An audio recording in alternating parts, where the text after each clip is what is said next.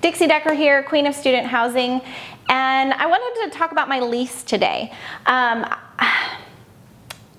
think it's the one thing people want the most is my lease. Out of everything they learn, they're like, I just want your lease. For me, it's like handing you a loaded weapon and not teaching you how to use it. But the cost that you will pay to have a good lease created to protect you and attorney fees alone, it can cost you a fortune. And all you do get is the lease. You don't get any of the other knowledge behind it and how the business works or how to use it properly or how to structure it. But the truth is really it's a lease that I've created several pieces to go into that I suggest you have included.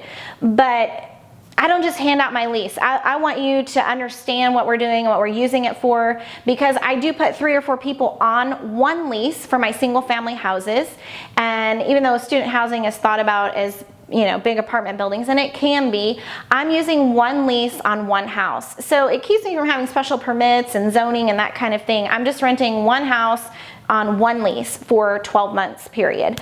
So make sure your lease is done good for you. If it is not done well with someone, it could cost you a lot of money in attorney fees in the end to represent you in court if you're not, you know, doing your landlord laws correctly or your tenant rights. There's a lot of advocacy going on for tenant rights right now that aren't always beneficial to the landlords. So know your laws, get it done right up front. I've been using mine for several years. I don't change it for anybody. So even if I have a parent that's an attorney and they want a clause taken out here or there, I just say, look, we've been using this thing. We've used it over 500 times. We're not changing it for somebody. You either want to lease with us or you don't want to lease with us.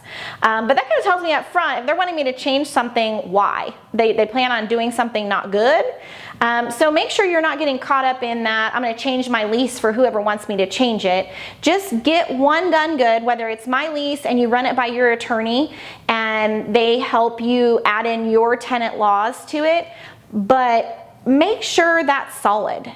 For right now, it's worked for me over and over and over again. I don't have evictions, and I hold everybody accountable with my lease summary as well, with my little video that I do.